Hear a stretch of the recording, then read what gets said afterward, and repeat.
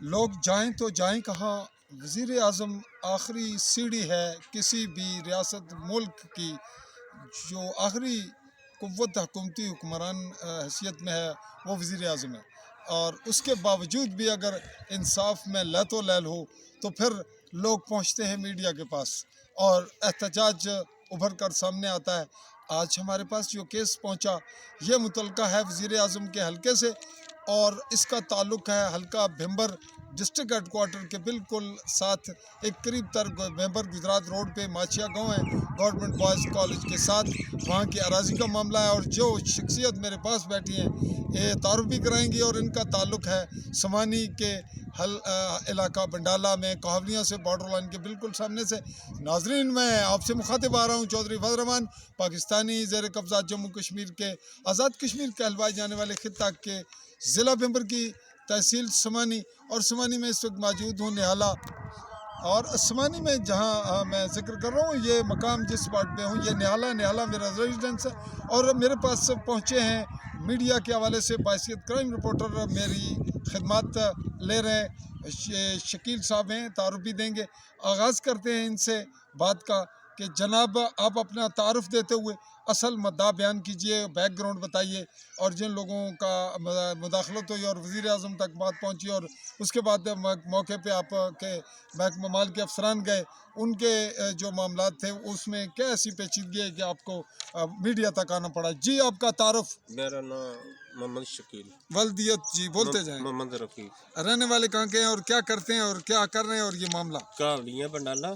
मैं सऊदी अरब होना 17-18 साल तो हूँ मैं छुट्टी आया इस जगह के मामले की वजह नाल तकरीबन 1 महीना हो गया ना आए इतने छुट्टी। इस जगह का इन बंद ने कब्जा किया है। फिर ਇਹ ਤੁਸੀਂ ਨਾਲ ਦੱਸੋਗੇ ਕਿ ਜਗ੍ਹਾ ਲਈ ਕਦੋਂ ਕਿਹਦੇ ਕੋਲੋਂ ਲਈ ਔਰ ਕਬਜ਼ਾ ਕਿਦੋਂ ਹੋਇਆ ਔਰ ਬੰਦੇ ਕੌਣ ਹਨ ਜੀ।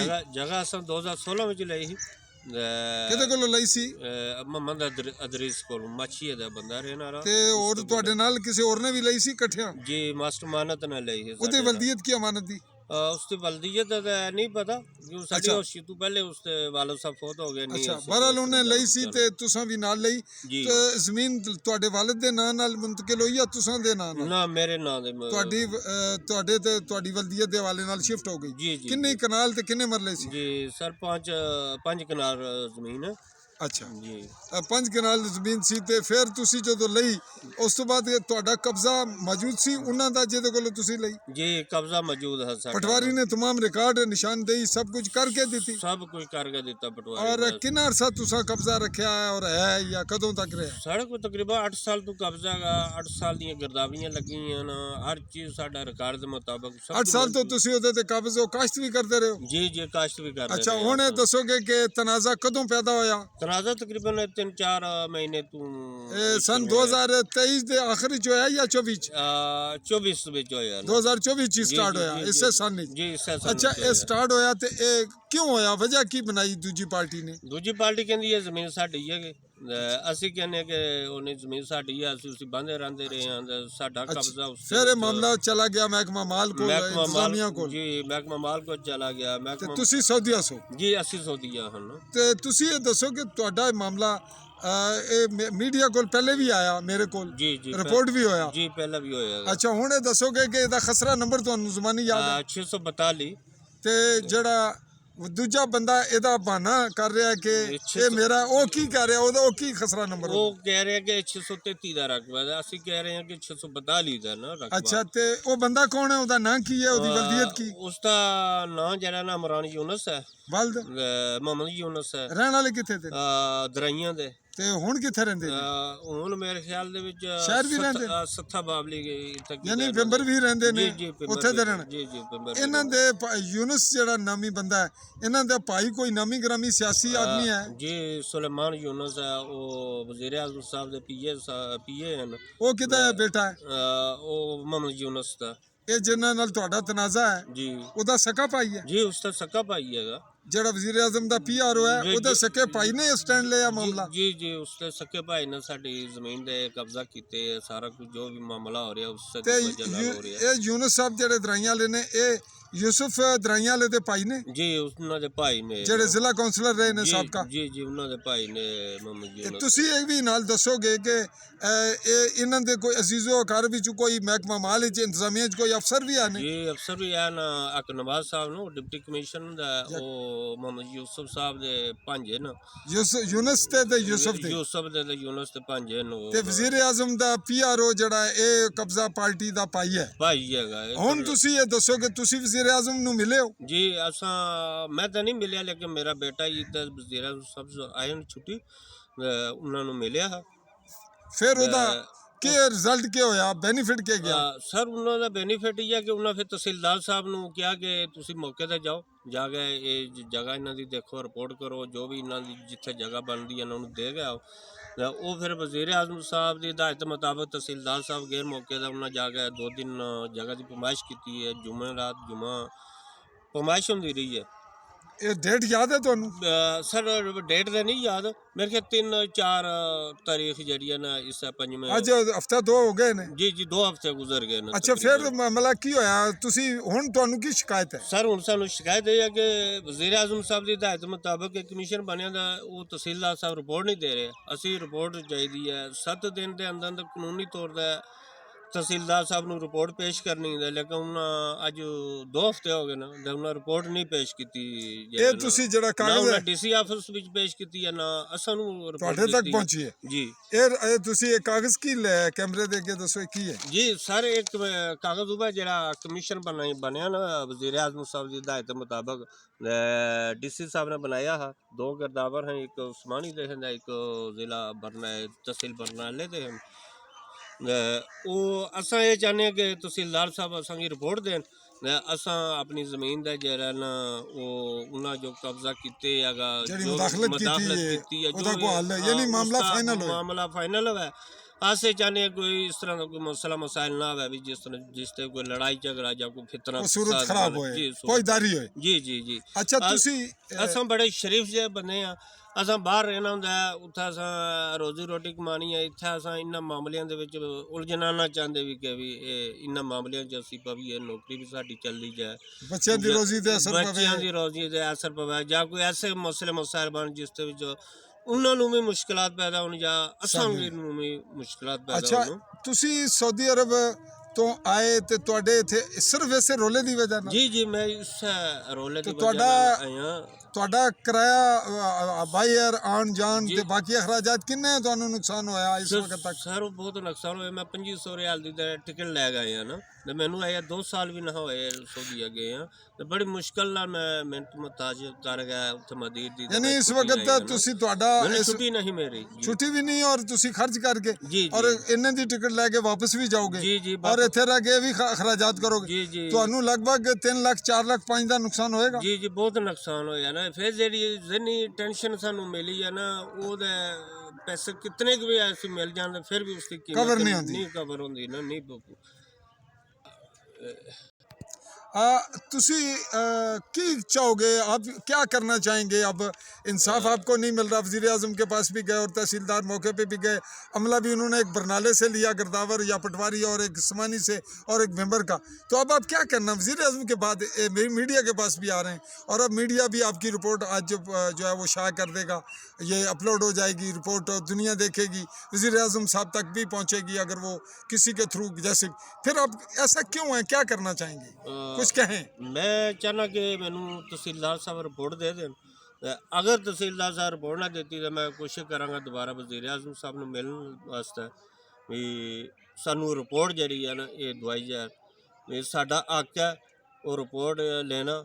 उस अगर वज़ीर आज़म साहब ने कमीशन बनाया तो फिर उसनूं जरा नूं दोबारा रिपोर्ट भी उस कमीशन नूं देनी चाहिए है साढ़े कितने दिन हो गए ने, कितने दिन हो गए इसको आज लातो लाल करते हुए? तकरीबन 2 हफ्ते हो गए ना। तो 2 हफ्तों के बाद अगर आपको अब भी वजीर आजम से भी आप फिर मिलते हैं, जी तो इसमें आप एहतजाज का आप जिक्र कर रहे थे, क्या करेंगे? जी जी, एहतजाज? हम फिर एहतजाज भी करेंगे, सब कुछ करेंगे, जो कुछ हमारे से हुआ बस ना में? सब कुछ करेंगे ना, जो बस में हमारे में हुआ सब कुछ करेंगे, क्यों हमारा हक है। ज़मीन हमने पैसे दे के ली है, कोई ऐसे वैसे। आपने क्यों ली? बॉर्डर पे रहने वाले थे, जी क्या जी, हुआ? बॉर्डर पर बस बॉर्डर के हालात की वजह से लेके चलो उधर जाएंगे, मकान बनाएंगे जब बॉर्डर के हालात खराब हो जाए। उस लेकिन वक्त सीजफायर नहीं हुआ था? उस टाइम सीजफायर नहीं था ना, उस अच्छा, टाइम फायरिंग जारी थी। तो ये बताएंगे कि आपके बॉर्डर पे 0 पॉइंट पे आप रहते हैं, कितने फासले पे तो घर आपका हाइट? तकरीबन 500 मीटर के फासले पर तो हमारा आपके घर है। फैमिली में कोई हादसा, कोई नुकसान, कोई शहीद जख्मी जी, मेरे एक चचा ज़ादा भाई की बीवी जो है ना वो जख्मी हुई थी ना, माजूर भी हैं? माजूर भी है वो बीवी,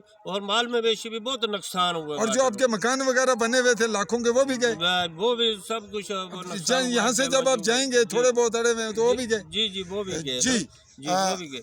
नाजरीन, आपने पूरी ये बात सुनी और इसको बहुत गौर से देखिएगा, इस रिपोर्ट को आखिर तक।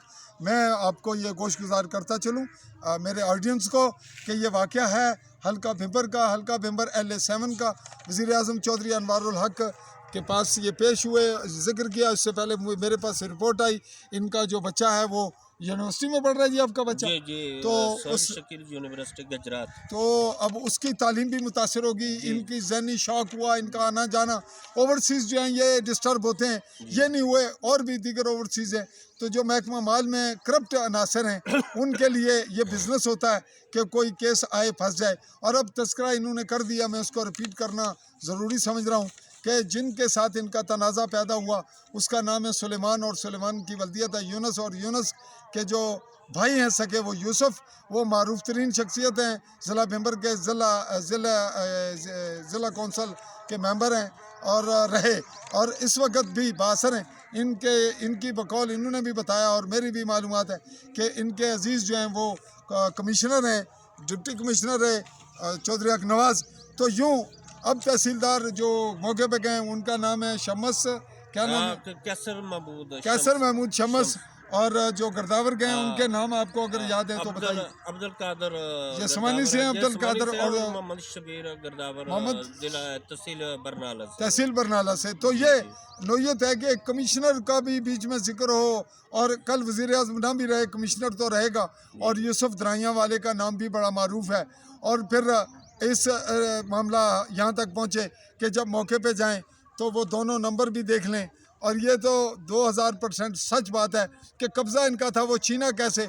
वहाँ इंटरप्शन हुई, और इंटरप्शन हुई जब सुलेमान के भाई की, तो सुलेमान PR हुआ प्राइम मिनिस्टर का। प्राइम मिनिस्टर के बैठे हुए मुंह पर जो इनके बेटे की शिकायत हुई, और प्राइम मिनिस्टर ने हक अदा किया एक इंसाफ का, एक वज़ीर आज़म होने का, और एक्यूरेट आर्डर किए। उन पे इम्प्लीमेंट इस हद तक हुआ कि मौका मुलाजा हो गया। लेकिन रिपोर्ट लेट हो रही है। रिपोर्ट क्यों लेट हो रही है? ये बात हम पहले कर चुके कि कौन कौन कमिश्नर है, कौन कौन बाला अफसर है, और कितने लोग वो बासर हैं, और उनकी बैक हिस्ट्री में कुछ लोगों की ये बात आ रही है कि मुख्तलिफ मुतनाज़ा जगहों पर मुदाखलत, कब्ज़े और उनके मामलात उलझते हैं, मुकदमात होते हैं, और यूँ एक माफिया का रुख भी इख्तियार करते हैं। कौन कौन लोग हैं हम इल्ज़ाम नहीं देते, हम ये चाहेंगे कि वो कैमरे का सामना करें और हक़ाइक़ उगलें। और ये भी स्पेशल इतने दूर से आए हैं, ओवरसीज़ हैं, इसका नुकसान इनको भी है और रियासत को भी, मुल्क को भी है, इंसानियत को भी है कि गरीब आदमी जिसकी वजह से जिसके जो ज़र मुबादला है उसके भी मफादात हैं, दीगर फ़वाइद भी हैं। तो बात को मैं रिपोर्ट को क्लोज़ करते हुए ये बात नाज़रीन तक पहुँचाना चाह रहा हूँ कि वज़ीर आज़म साहब, आप ये बात नोट रखिए कि जो आप हुक्म देते हैं उस पर इम्प्लीमेंट अगर अब तक नहीं हुई, और अगर होगी भी तो क्या होगी, उसमें उलझाव होगा, उसमें कोई टेक्निकली फॉल्ट रखा जाएगा, वो काम लटकाया जाएगा।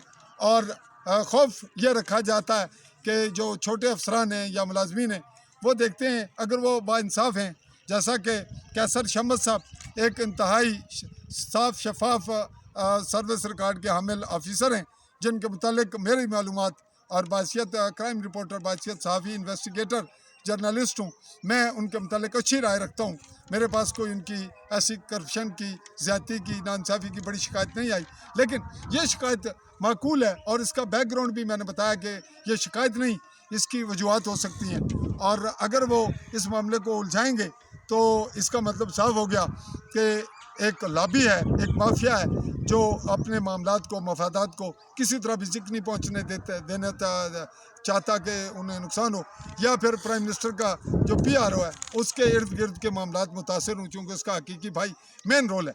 तो जिन लोगों की बहाने से उन्होंने ज़मीन में मुदाखलत की, तामीर की है जी उन्होंने आपके रकबे में, जी दीवार तमीर की थी। दीवार तामीर हुई, मुदाखलत भेजा का मुकदमा होना था, वो नहीं हुआ। आपने दरख्वास्त दी भी है मुदाखलत की पर्चे की, जी जी दरगाह मुकदमा नहीं हुआ अभी तक। मुकदमा नहीं हुआ ना। वो महकमे ने क्या किया? महकमे ने अभी यही मौका मुलाजे पे मौका मुलाजा किया, 2 दिन जड़ी है ना पमाइश ना की है मौके ते जाके। अच्छा, हुन रिपोर्ट देनी है तो रिपोर्ट नहीं दे रहे, तो चाहने हैं कि रिपोर्ट जड़ी है जल्द अज जल्द सानू देती जाए, असां दोबारा उस जमीन नू जड़ा ना अपने कंट्रोल यानी कंट्रोल है जी इस वक्त उनकी मुदाखलत अब है इस वक्त, सर मुदाखलत बस दबार दी आता है, उसके बाद नहीं है, असम भी उसके विच ब्लाक शलाक जरे नो सटे न बाद में डाले जी। बाद में जब मौका मुलाजा हुआ ना, जो 2 दिन पमाइश हुई है ये जो हुई उसके बाद आपने डाले। जी जी, उसके बाद हमने ब्लाक उधर इस वक्त आपके ब्लॉक हैं जी, ब्लाक हमारे मौजूद है उस जगह। जी। नाजरीन, ये बात आपके नोटिस में भी आ गई और हम उसके मौके पे भी इन्होंने मुझे कॉल किया। मौके पे आप क्या कह रहे हैं कि साफ़ी मौके पे हम आएँ और आप मौके पे भी चलेंगे? जी मैं चाहना कि तुसी मौके ते आवो, मौका भी चेक करो और तहसीलदार साहब को नाल भी तुसी सवाल जवाब पूछो कि रिपोर्ट क्यों और रोकी है। DC साहब के पास आप जाना चाह रहे हैं? जी जी, DC साहब दे नाल भी ਅਸੀਂ ਚਾਹੁੰਦੇ ਹਾਂ ਕਿ ਉਹਨਾਂ ਨੂੰ ਵੀ ਪੁੱਛਿਆ ਜਾਵੇ। जनाब साढ़े दा इंसाफ जी सर, देखो सर 7 दिन ਦੇ ਅੰਦਰ ਅੰਦਰ ਕਾਨੂੰਨ ਕਹਿੰਦਾ ਕਿ ਰਿਪੋਰਟ ਪੇਸ਼ ਕਰਨ ਦਾ, ਲੇਕਿਨ ਅੱਜ 2 ਹਫ਼ਤੇ ਗੁਜ਼ਰ ਗਏ ਸਾਨੂੰ ਰਿਪੋਰਟ ਨਹੀਂ ਮਿਲ ਰਹੀ। ਇਸ ਦੇ ਵਿੱਚ ਕੋਈ ਸਮਝ नहीं आ रही कि मामला है कि नहीं है ना। जी नाजरीन, ये रहा मामला, पूरी स्टोरी और इसके जो हक़ाइक़ थे, इसके इर्द गिर्द के मामला तनाजुर में जो मामला जो पेचीदगियाँ वो हमने आपके गोशगुजार की। वज़ीर आज़म साहब के भी सामने आ गई है हकीकत, और ये अवाम के और ख़ुसूसन जो मकबूजा कश्मीर जिसको इंडियन ज़ेर कब्ज़ा कहते हैं, ये पाकिस्तानी ज़ेर कब्ज़ा है और वो इंडियन ज़ेर कब्ज़ा, वहाँ की सूरत हाल है। वहाँ के लोग भी मेरी ये वीडियो रिपोर्ट सुन रहे हैं और वो देख रहे हैं कि इस छोटे से खित्ते में जिसकी आड़ में 4,000 मुरबा मील में एक रियासत बनाकर यहाँ क्या खराबियाँ की जा रही हैं, और इसको बेस कैंप का नाम दिया जा रहा है। बेस कैंप में कब लोग आज़ादी लेंगे, कैसी लेंगे, जहाँ महकमों की ये सूरत हाल है और प्राइम मिनिस्टर के अहकामात और हदायत के बावजूद ये सूरत हाल है, तो बाकी लोगों का क्या हाल होगा जो वज़ीर आज़म तक अप्रोच नहीं कर पाते, या जिनके हाथ बड़े हैं, या जिनको आप यूँ कह लें कि जो कंट्रोल करने वाला मुल्क है कब्ज़े में जिसके हम लोग हैं, उनकी जो एस्टेब्लिशमेंट है, अगर उनके भी असर रसूख होंगे तो लोग किस सतह पे, किस अज़ियत में रह रहे होंगे। ये रिपोर्ट हुई हमारी आज की कलेक्ट। इसके खसरा नंबरात थे जी, फिर रिपीट कीजिएगा। सर 642 और 633, 642 और 633। ये मुतलका हल्का पटवार माछिया वगैरह, माछिया वगैरह। तो इसके हवाले से अब DC मेंबर अरशद महमूद जलाल की भी रिस्पॉन्सिबिलिटी है, कमिश्नर मीरपुर की भी, और सेक्रेटरी जो माल हैं उनकी भी, और ख़ुसूसन प्राइम मिनिस्टर और उनके जो PRO हैं वो भी उनके भी गोशगुजार हो, और हज़ब इख्तिलाफ में चौधरी तारक फारूक हैं, दीगर लोग जो हैं वो भी मौजूद हैं। चौधरी अलीशान सोनी इस हल्के से हैं जिसके आप और मैं वोटर हैं, जिन हमारा जहाँ वोट है, वोटर तो हम होंगे या नहीं, ताहम ये नोयत रही। और कर्नल वकार नूर वो भी इसी ज़िले के हैं, और ये सूरत हाल इस ज़िले की और इसके महकमा माल की और यहाँ के जो अफसरान या जो मुलाजमीन हैं उनकी, और जो सियासत में जो 1 नंबर के लोग हैं, 2 नंबर सियासत है, या leadership, second leadership, third layer, ये उनकी सूरत हाल। ये रही रिपोर्ट आज की हमारी कंप्लीट। आप नाजरीन से इस बात इस तवक्को के साथ कि कमेंट सेक्शन में आप इसके मस्बत पहलुओं को मद्देनज़र रखते हुए अपनी जो हमारी गाइडलाइन है, हमें गाइडलाइन भी देंगे, हमारी रहनुमाई भी करेंगे, और कुछ ऐसी बातें जो मुतलका होगी वो भी करना ज़रूरी समझेंगे, और आला हुकाम तक हमारी आवाज़, इनकी मज़लूमियत की आवाज़ वो भी पहुँचाएँगे। इसी के साथ अपने कैमरामैन साथी असलान खान चौधरी के साथ चाहूँगा इजाज़त। अल्लाह हाफ़िज़।